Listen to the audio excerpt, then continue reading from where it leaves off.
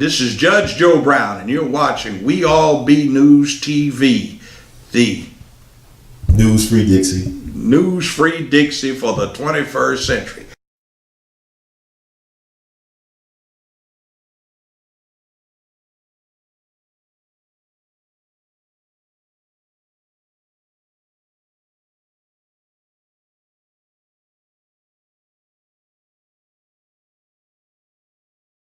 Okay, our next speaker is actually very dear to my heart.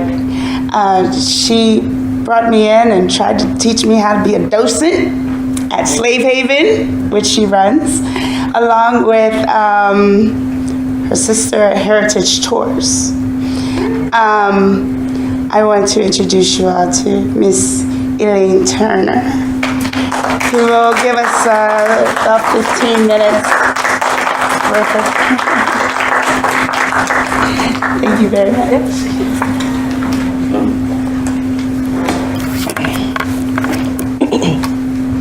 Good evening, everyone. And I am honored to follow such a distinguished panel here. And I am, can I have my water over there?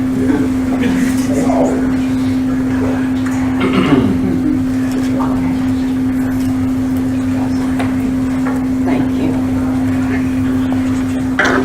All right, I think it's spring and it's allergy time, so I'm getting through this.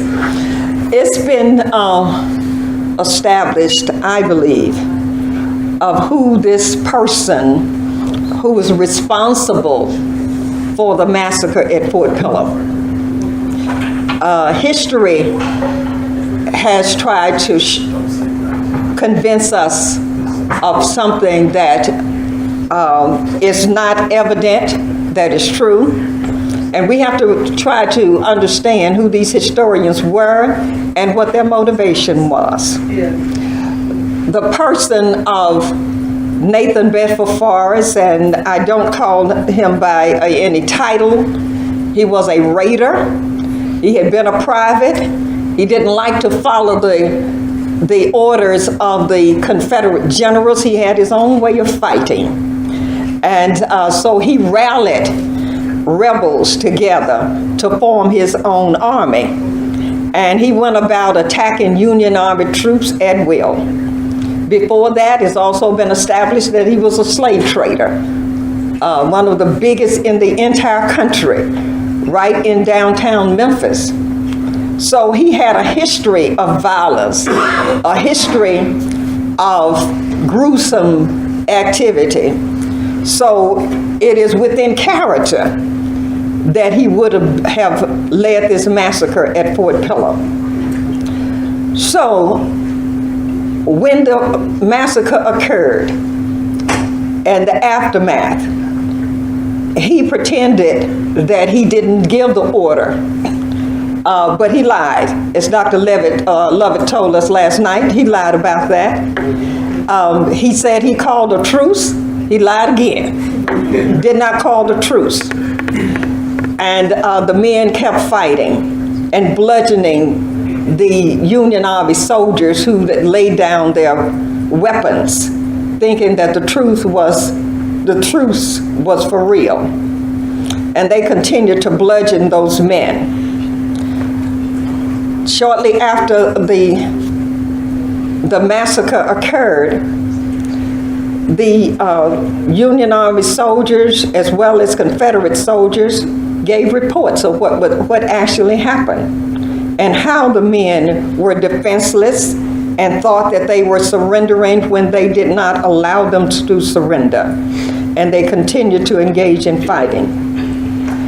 ForREst himself bragged on what he had done immediately afterwards, but when he saw that the news media and the magazines and newspapers from all over the country were saying that this was a massacre, then he relented and pretended that all of this was not done as he said in the beginning. The northern newspapers reported, yes, it was a massacre. The congressional investigations, those who testified there also gave firsthand accounts of how the defenseless men and women and children that would lived in the area at Fort Pillow, at the Fulton, little town of Fulton there, and how they were also punished and killed. So all of this was, immediately after this massacre, then when the Confederates and ForREst saw that the nation then was in an uprising, how did this take place? How could this have happened? As soldiers, you were to fight and perhaps be civil in your fighting, but there was no civility in ForREst. So when did this narrative change? Who changed this narrative that it wasn't so bad after all? It wasn't the massacre that was first reported. Well, it was the white historians, especially the Southern ones, who decided that they were not going to be shamed by the fighting of Nathan Bedford ForREst and the men in his cavalry. And what was their motivation? The motivation was to show that ForREst and the Confederates were honorable soldiers, that they defended themselves. So when you write then a narrative yourself and you tell it from your perspective, then you want to show that you are someone who is honorable, and that the Southerners were honorable. They were fighting for the South. They wanted to win. So they wanted to show that they were brave young soldiers just doing their duty for the Confederates. And in doing so, they changed the perspective of the massacre at Fort Pillow, and they just pretended that it did not happen as it was initially reported. So after 1864, April 12, 1864, then this narrative began to change bit by bit until now we are seeing that the white historians have absolutely changed the story, and that is the white ones. So this is what the white historians reported. So who was writing for African Americans? Who was writing from our perspective? The Northerners had written what they had received as reports of what actually happened at Fort Pillow. They had reported that those who were fighting on the side of the Confederates were indeed barbaric. They fought as though they were devils, like their leader, ForREst, and he was indeed called a devil. As a matter of fact, the Confederate generals called Nathan Bedford ForREst the devil because he had no heart, and he was fierce, and he meant to take no prisoners. Even though he took a few, he killed a few on the way to Brownsville after that too. So all of that was a part of the calamity that took place at Fort Pillow. So the Confederate generals actually disavowed him. After the Civil War, they did not allow ForREst and his men to even come to the Confederate reunions. He was just that much of an outcast. He then came on into Memphis in August of 1864. This is after April, of course, the same year, and he retook Memphis for the Confederacy. The United States government charged him with treason. He was supposed to report to court, but they said he couldn't be found. Everybody, I'm sure, the Confederates knew where ForREst was. He was right here in the city. But that court order was never obeyed because he didn't report as he should have. but he was charged with treason. They would call him a terrorist today. And that's exactly what he was, a terrorist. If you want to know what a terrorist is, ForREst was that. And so he refused to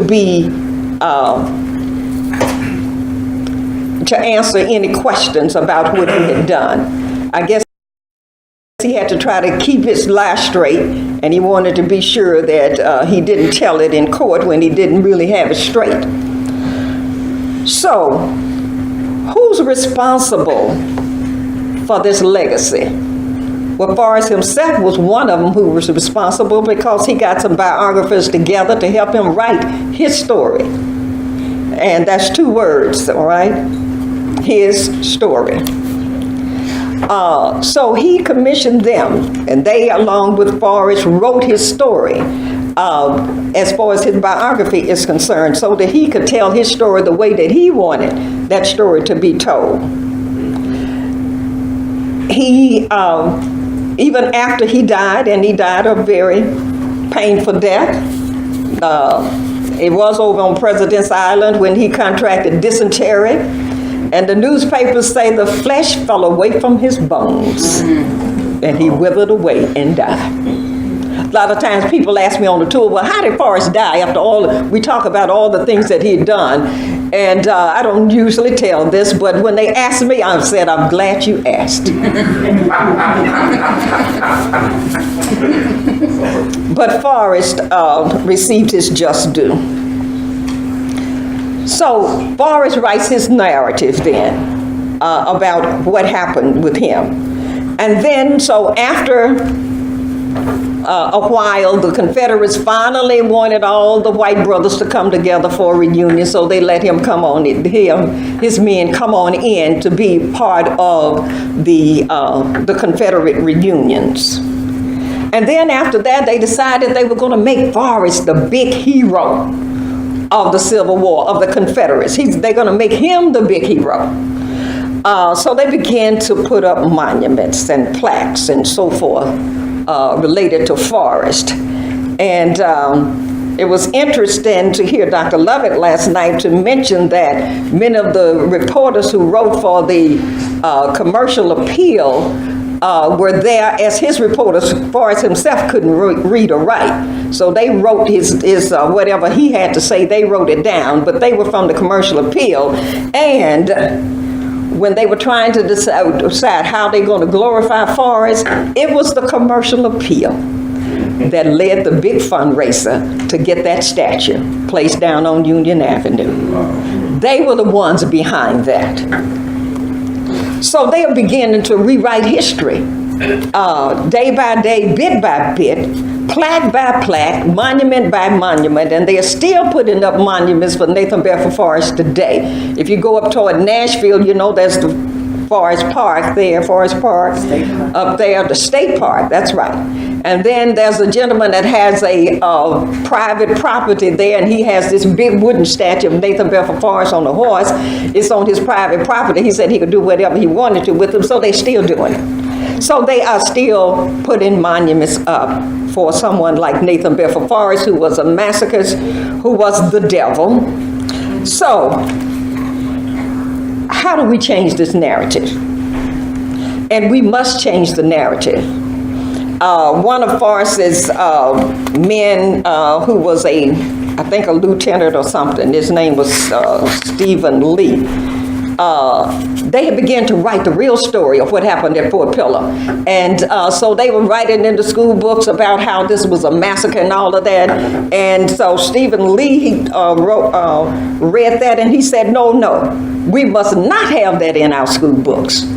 We do not want our children to read about any of our Confederate men in such a manner, and we do not want this school book in any Southern home that talks about ForREst and the massacre at Fort Pillow, because we are not going to say it's a massacre. So they took those books out of the schools so that their children would not read the true history. So that's how they changed the narrative. So how are we going to change the narrative? How are we going to make sure that the truth be told? Yes, they're going to write their histories. They're going to write about ForREst, the most and the something and everything else, and what they want people to know. But it's now up to us. 1864, however, 100 and something years, all right? They're still writing those stories. So we have to write the stories. We have to tell the true history. Most of us didn't find out about ForREst. I knew about ForREst when I was a little girl because his house was over there near where we lived. And but didn't know his real history until a little later. But I saw that statue. I knew we couldn't walk through that park where that statue was, and they would beat black boys and men if they walked in that park when I was growing up. So yeah, it's up to us. We have to tell the story. We have to be sure that our children know the true story of the massacre at Fort Pillow and of our brave young Union Army soldiers who fought, bled, and died trying to be free and trying to free other enslaved Africans. So it is up to us then to keep saying their names and to change the narrative, to be sure the truth is told. We tell the truth about the massacre at Fort Pillow on every tour. We tell the truth when we pass that marker that says ForREst early home and his business enterprises always made him wealthy. We don't even go by the statue. We don't even dignify to go by the statue. But we tell the truth. I remember when I took Douglas Turner Ward on the tour and we rode down Adams Avenue, and as soon as he saw the name Nathan Bedford ForREst on the marker, he let out a lot of language that I wouldn't want to tell you. That was his great-great-great-grandson, Douglas Turner Ward. And then the tears began to run down his face, and he said, "That's the so-and-so that raped my great-great-grandmother." So we have to tell that narrative. Our narrative, we have to write it, we have to say it, we have to speak it, and we have to say the names of those courageous Union Army soldiers. Thank you.